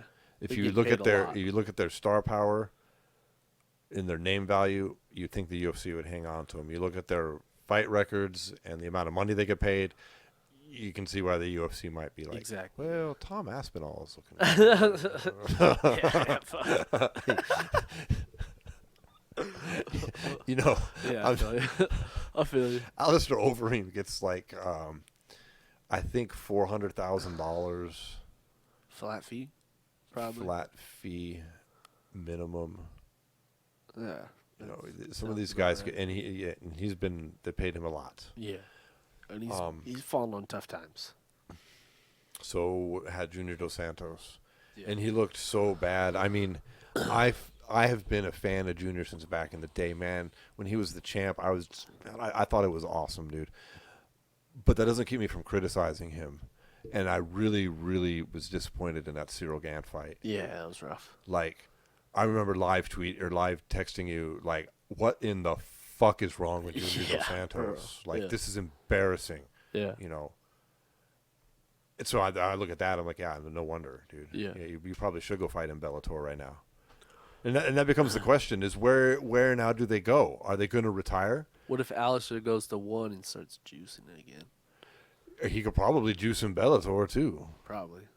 I mean, is that coming back? Are we going to see TRT Overeem again? He doesn't even need to get illegal steroids here. Let's be honest. He can just go get on a TRT replacement program. I mean, it's not banned there. It's not like we're talking about he's going to be taking Strazanol or some bullshit, eating that horse meat again. right? But he can get back on a TRT. Yeah. And let's be honest. Go if you think he hasn't changed. If you don't know what we're talking about, folks, just Google Alistair Overeem, what he looks like now, like last fight, and go to Google Images, and then go Google Alistair versus Brock Lesnar. Yeah, no, just Google Alistair versus Brock Lesnar face-off, and you will see he's a goddamn monster of a man. He's the only man ever that could make Brock look kind of little. Look like little, yeah. That shit was rough. And he's nowhere near the same. And the only difference was USADA came in. Yeah. And I think he had some infractions prior, possibly. I don't want to besmirch his name, and I'm not talking shit. You do what you do. But he can get back on that TRT, I think. He could, yeah, for sure. You know, don't mean to imply doing anything illegal here. Yeah, but at 1, he definitely could get on the TRT. I mean, he's fucking like 38 or whatever. Yeah. And go straight to the dock, sir. Yep, that's what Vitor is doing for his 1 debut. He certainly. We're going to see TRT. I'm not against it. I'm not either. No, I mean, it's cool. dude, go. As long as everyone knows what's going on, who cares? Right. It's when people hide shit and are fucking fighting clean people's when it Yeah, gets that's scary. the difference when it's not an equal opportunity. Pool, yeah. Doesn't mean everybody has to be juicing, but they could, if they want the opportunity to get on some TRT as well. Oops. Right. Yeah. So I didn't have a problem with it in Pride. Yeah. It's practically encouraged in Pride. Yeah. But everybody knew it. Yeah. So that is what it is. I'm excited by those. Where do they go? Is it you think Overeem's going to 1 or Bellator? I think Overeem's going to 1, and I think JDS will go to Bellator. The rosters are completely set for PFL this year, right? I think so. Maybe PFL could use JDS. The PFL Get could that use them both, JDS sure. versus Verdum. Verdum final. I'll take it. I would take it too, actually. That's not bad. Yeah, I'll take it. How about for sure. JDS? Does he go to 1? Is that possible? I mean, mean, who's it the could heavyweight happen. champion over there, though? Is Brandon Vera, right? Yeah, The dude who last defended the title like 3 years ago? Vera doesn't defend that title. Yeah. I don't know why. I think he would lose. To Maybe they have a Alistair. lack of big dudes over there in 1. Probably. And, they have a lot of the smaller guys. Yeah, because he lost his light heavyweight belt. Vera did? Yeah. Yeah. Yeah, but he's still heavyweight champion. He just hasn't defended him. They don't seem to care about stripping him for whatever reason. But it's not like he's turning down fights. Maybe they're not there. But Yeah. so if Overeem went there, that'd be interesting. I think the most likely scenario though is They're talking about Bellator. Ryzen also for Overeem. He has That's a where he following. started. Yeah. Was out there. Huh. Yeah. Well, I don't think either one of them hangs up the gloves at this point. You don't think so? I No, they I wouldn't. definitely don't think Alistair does. I think they would have just retired before they got cut. I think the UFC would have given them an option. You can retire or we'll cut you. And it'll go ahead Yeah, and true. cut. Good point. Good You know. point. Yeah. They retire, then they got. Yeah, true. So I think they both earned that at the very least. So I expect them to see them fighting. My guess is Bellator, which begs the question: then can either of them fuck around with Ryan Bader? Maybe. I think Alistair has a better chance than JDS would. JDS needs some evolution. Yeah. He needs to mix it up a little bit here. Yeah. I know he's a good... I don't consider him a good boxer. But it's like, JDS is such a good boxer. He's a good puncher. He's not a good boxer. There's a fucking difference. Boxers don't keep their hands at their fucking waist. It's not 1850. So, like, JDS has always got his hands down at his waist and winging punches from his hips. Yeah. But he's a good puncher, though. Mm-hmm. Big difference. Because both of them have talked about going over to boxing, too. And we're not. We talked about that at length last week. You know, my point. Alistair my used to viewpoint on kickbox, so maybe Alistair, but not he might have a bit of a thing. Yeah. But not JDS, no. No. I think Bellator, Alistair actually used to box, too. I think he has boxing matches. Maybe. He's so decorated. It's too bad he could never get the UFC gold. Yeah. It's the one that eluded him. Other than that, he's, the most decorated guy out there as far as belts with the Dream, the K1, et cetera, et cetera. Mm-hmm. I think it's better for them, Strike Force. I think it's better for them to be out of the UFC, honestly. When you look at their record and how they've done, do you really want to see JDS fight another fucking dude and get fucking knocked out in the UFC? Nah, it's better. It's better they move on to lower level competition. Yeah, how about something where they actually have a shot here? It's not the same tired fights we've seen. Yeah. And somebody else can step up and hopefully fill the vacuum. Like the UFC, it tends to be you create a vacuum and someone steps in and fills it. So yeah, true. Ultimately, we'll see who that is. Yeah. So some more unfortunate news. Dan Hardy was let go from the UFC/BT Sport. Yeah, who did quite a lot of announcing and show work on BT on the UFC topics. Yeah. I mean, he had a breakdown show on BT Sports. Yep. And of course, so he's an analyst. Yeah, his YouTube, his full reptile channel. Yeah. This was broken first by Dave Meltzer on his Wrestling Observer newsletter, and all the information that is out there is that there was an argument between him and some sort of female UFC employee, possibly in an official capacity, maybe not. Yeah. We don't really know. Well, Dan comes out with a different story. Yeah, he came out on Twitter and said that he didn't have an argument with a woman. He had an argument about how she got promotion for something over he did, and he just thought it wasn't right or something. Look, we're not going to know anything other than the fact there's more to the story than we know from the UFC and BT's side. Because why would BT Sports? What is that? Because he was on a UFC like show, right? So I think it was like a part of his like contract. And this didn't happen this weekend. The news broke this weekend, which kind of makes a little bit more sense on his fucking. All of a sudden he's calling for fights with Nick Diaz. Yeah, which makes me wonder. So if he's fired on the announcer side, is he still technically under contract as far as the fighting side? Like if he were to come out of retirement, he still needs, from what Meltzer was saying. Nah, he still needs to provide medicals. He already got passed from that Wolf Parkinson syndrome. Yeah, he already has been cleared by a doctor. It happened a few months ago, so that guy, I don't know. He was a little bit off on that.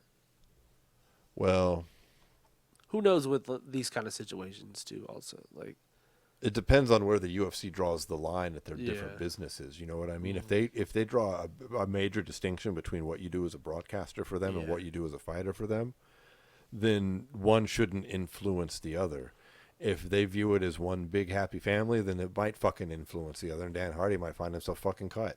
Yeah. Or let out of his contract because he is fight still. I was gonna say I think he still does fight. But I mean, it's been 8 fucking years since Dan Hardy fought last. I'm not really wants to fight Nick Diaz. To fucking see him. Same thing. Nick Diaz hasn't fought in 7 years, 6 years. Yeah, I mean, I see why Dan wants that fight. I don't see why the hell Nick Diaz would be like, yeah, Dan Hardy, that's the big name I'm gonna cash out in. Yeah, I feel you. And I don't mean that as disrespectful to Dan. There's levels to fame, though, and just because you're a broadcaster doesn't mean you're a huge draw. I feel like the he's casual fan is like Dan Hardy. Oh, that is he that Michael Bisping guy? No. I mean, they're talking about the British UFC fighter. Oh, Michael Bisping. Yeah. No. The guy you never see his face, but you heard a voice. I'm just talking about casuals, people who buy pay-per-views. Yeah, I feel you. Here, I do think his name has grown since he's retired, though. Like, I think he's more of a draw now than he was when he was fighting. Probably he's putting in the work, getting a name out. He's got a pretty big following. Yeah. Well, but it's tough to see anybody. I don't know what happened. I assume because all he did was lose his job. It's not that big of a deal, you know. Yeah, he doesn't seem to be worried about it. So it is what it is, but it is MMA news. I mean, if you're in the community, he's a big voice of the community. Yeah. You know, he had that big dust up at Herb Dean. Well, I think that's why he was on thin ice. Yeah, I still think he was in the wrong for that. I mean, I know his point was good, but that doesn't mean your delivery is correct. Like, you can't. Yeah. There's titles and positions, and an announcer of the fight cannot be interacting with an official of the fight during a fight in a silent arena. Yeah. Like, that's the problem. It doesn't matter what you said was right or wrong. Look. Yeah. What you did was wrong. Not what you said. You can say whatever you want. Like, there's a time and a place.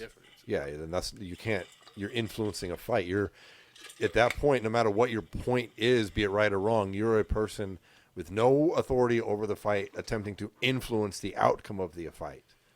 Like, that's why everybody, like, fucking Dana got so mad and said, anybody ever does that again, they're getting fired on the spot. It's not what was said. It's the decorum was all fucked up. Like, you can't possibly do that there. And Dan never seemed to click with that shit. I don't know why. Because he kept bringing it up in the broadcast booth over and over again. He'd talk about that shit. Yeah. And then he would make, like, not very thinly veiled comments about it. You know what I mean? Like, he'd be like, now that was a good stoppage by a referee right there. When I'm looking for a good stoppage, that's what I mean. That if you're following the situation, like, clearly he's fucking referencing Herb Dean again. Yeah. You know. I feel you. I don't know how many times you keep poking the fucking bear before you do something that might not have got you fired if you hadn't been poking the goddamn bear for fucking 3 months or whatever. True. Could have been that. Yeah. Who knows? But best to Dan. Yeah. It doesn't mean I don't want to see the guy succeed, whatever happened. Mm-hmm. I don't think he's getting the Nick Diaz fight anytime soon. Yeah, I don't know. Good luck. Well, I think that about wraps our show up for today. Thanks for tuning in, everybody. If you're brand new to the show, you can catch us on anywhere you get your podcasts from Google Podcasts to Spotify and everything else in between. And now on the radio on KLVM.com, the Mix of Las Vegas. Get all that information in one handy spot. Paul, where's it at? SWAT MMA.com. You can head over there, click the gear button, buy a t-shirt, and support the podcast. Thanks, everybody. Peace. Peace.